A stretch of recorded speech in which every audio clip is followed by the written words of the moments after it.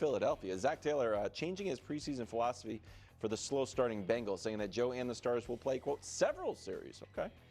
Brew, you've got the Bengals on the outside looking in on the playoffs, but it's not predictions week. You have it in pencil. Anything they can do to move you one way or the other tonight? Yeah, look, I think there's going to be two playoff teams, at least right now, out of the AFC North. That's how I feel. And it's going to be them or the Steelers for that second spot. I'm pretty close on both right now. But, look, Burrow, I'm just glad he's playing. I'm glad he's healthy in training camp. I'm not going to read too much into the preseason games. But I'm glad that they're playing, doing something different than they have the past several years when they've started off slowly. And if he stays healthy, I know he's going to be good if he's healthy, and the offense in general. I'm really looking at the defense, and I get it. Again, it's a preseason game. Who knows how long the starters will even be out there. But if I can see their defense when both teams have first, second teams in there and the Bengals aren't getting demolished, then – honestly, I think that'll be a good sign for Cincinnati. Yeah, for me, it's all about the defense. We know who they are offensively. I don't think there's a lot of questions surrounding them. The only thing that really surrounds them is health, because that's where the injuries typically happen on that side of the ball with their marquee players. But defensively, like let's face it, they were terrible last year. This is a team out of the top 10 teams in scoring, like. They were the team, the only team that did not make the postseason last year because of this, because of these numbers defensively. And I get it. You get a new voice in the room as a defensive coordinator, which I believe was necessary. And I'm sure that was a hard decision for Zach Taylor to get rid of a friend and a coach, obviously in Lou Anarumo. But that has to change. And so for me, when I watch them play tonight, like what I want to see is them flying around. I want to see them making those tackles that they missed last year, because that was another thing that hampered them as well. And I just want to feel like this team is excited to play defense. There's assignment sound. The same way we look at quarterbacks and we want them to manage the offense, defenses have it easier to get off to great starts. As it pertains to preseason and seasons, like regular season games, because it's like see ball, hit ball, make play.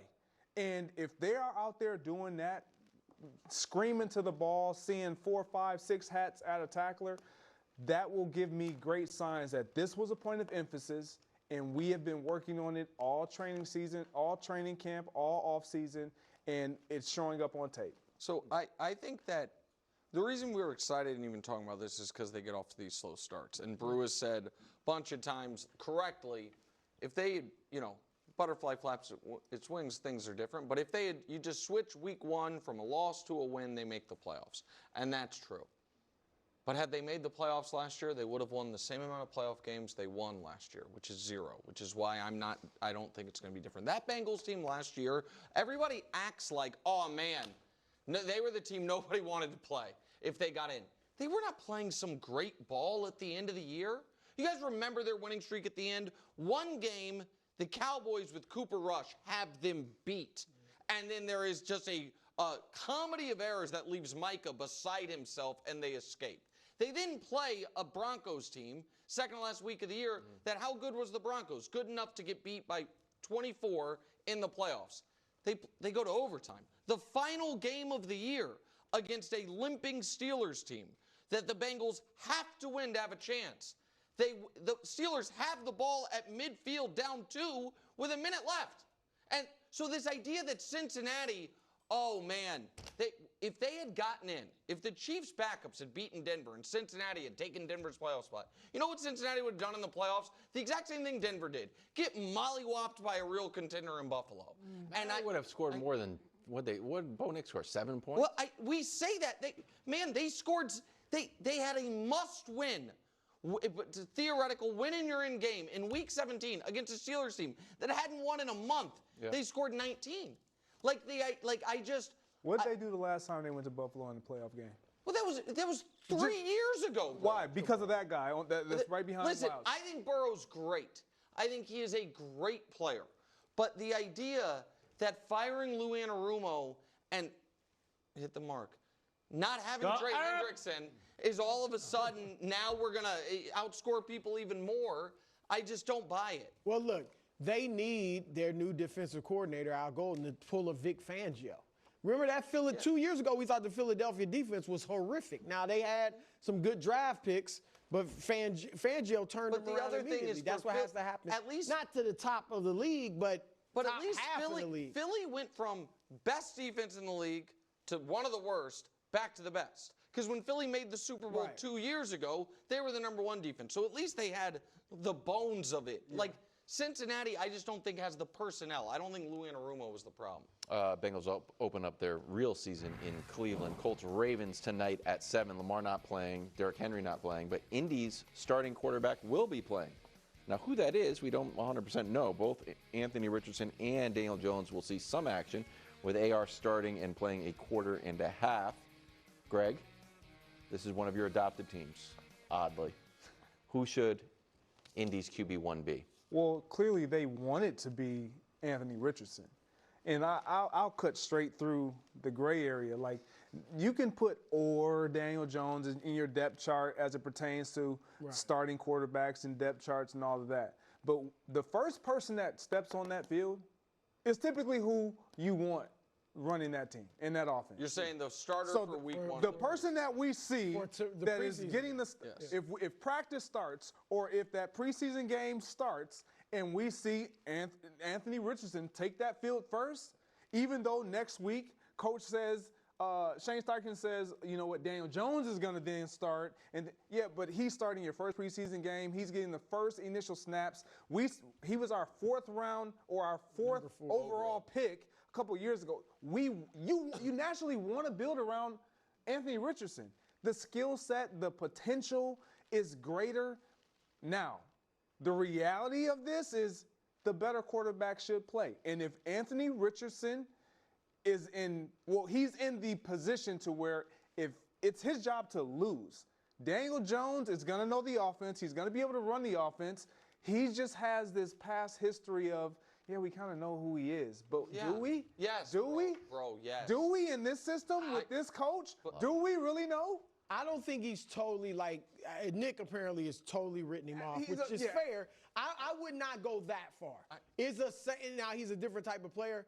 But I wouldn't be shocked if a couple years from now he's not the same type of player, but has resurrected his career like a Geno Smith or a Sam Darnold. I would be surprised. Because he did show obviously some moments in New York, and he had a ton of head coaches and offensive coordinators. He's not. So go ahead, sorry.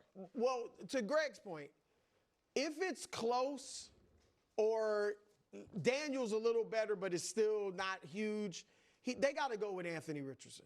I get it. Jones may look like the better quarterback, but if he doesn't put a huge gap between him and Anthony Richardson in training camp, you got to go with Anthony Richardson. Of course. Because he's a better chance of being your future than Daniel Jones. So, Josh, tell me in my ear who the Titans' backup quarterback is, unless someone at the table knows. I don't remember.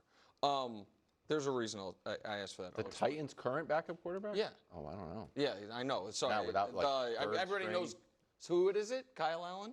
Brandon Allen. Okay, so there's a reason I'm asking that. I'll explain in a second. Daniel Jones is the same age as Lamar Jackson. Daniel Jones has, post-rookie year, has not had a 16 touchdown or 3,250-yard season. I am confident in who Daniel Jones is. I also, maybe more than most, care about quarterback age. Anthony Richardson was born 3 days before Cam Ward. He is 3 years younger than the Saints' rookie, Shuck. He's 2 years younger than Nixon Penix. He barely played in college. He has 15 career NFL starts. And by the way, for your quarterback wins, he's 8-7. Now, completion percentage, not good. But if you have a 23, it kind of matters. The reason I ask is this: how bad does Cam Ward have to be for them to be like, you know what, buddy? Cam Ward? What? Hold on. I know he's the number 1 pick, and it's so different because this guy was number 4 pick. He's 23 though, so he's going to have a long leash. Now, I am not. Let me make it very clear what I'm saying here. I am saying when you draft a 21-year-old with 1 year of starting experience, if 15 starts into his whole career. You pull the ripcord for the league's 29th best quarterback. That is organizational insanity.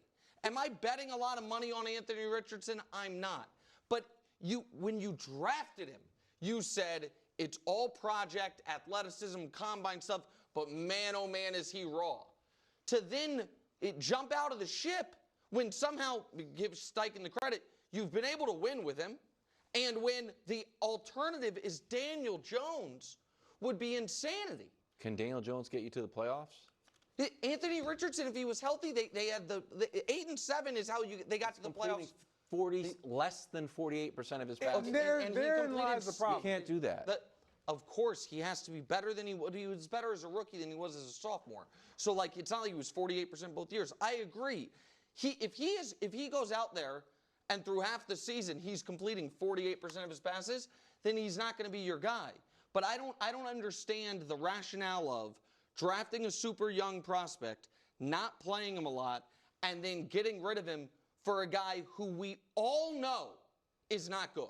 So you don't think they should even brought Daniel Jones in? I don't mind him as a backup because the kid might get hurt, the kid might tap out, the kid might complete 48% of his passes. But I'm just telling during a game. I think what we're seeing with Richardson is beyond the low completion percentage. I think is he picking up the things he needs to as a quarterback? Does he have a grasp of it? Like, I think they really have questions is he going to be able to run the offense and everything like ever? Is that even a part of who he is? I agree, but we have the answer of what it's going to look like if you hand the reins over to in a conference. Winning a playoff, playoff game. I completely disagree with you. You have Daniel Jones in this idea of, like, he had all these. Look at the weapons that this Colts roster and this Colts offense have right now. You got a great running back. You got an offensive line, something Daniel Jones has never had. You got extensive weapons outside in the perimeter. He's a year younger than Patrick Mahomes. He hasn't thrown for 16 touchdowns in 6 years. I totally get that. But he can go through an offense. He can manage an offense. He can go through reads. He can be accurate with the football. All these things. Well, he should have been doing that. With Anthony Richardson, if you're on that offense, not only forget he quit on us. Forget that, because I think the guys in the locker room have moved on from that. If he gets in the huddle and you need a play that you need a guy to make, do they believe that he can make a play? Yes. More importantly, how does that play out? Probably with his legs. If we truly believe he can make that play. Daniel Jones, if you call the play, you feel both ways. You feel, you know what? He can get the ball there. He can be accurate. He can put the ball where he needs to be. He can go through the progression. Anthony Richardson, there's question there, especially when you got young receivers. Daniel Jones can run. I know he doesn't look like he can run. No, for both of them, the thing they do right now best is run. The difference is one guy has thrown 348 passes, and the other guy is 28 years old, and we know who he is. We don't know who he is. Do we know? How do you know who Anthony Richardson is, but you don't know who Daniel Jones is? I don't know who Anthony Richardson is. Correct. Okay. I'm saying he's raw, but you're saying we know who he, like, he went into Minnesota, won a playoff game. It was similar to why you believed in Baker so much. Baker took a team that was not good, won a playoff game. Then he was discarded. Baker that year set the all-time, at the time, rookie record for passing touchdowns. The great year we talk about with Daniel Jones, he had 15 passing touchdowns and threw for 3,000 yards. Were the Giants a good? Should a team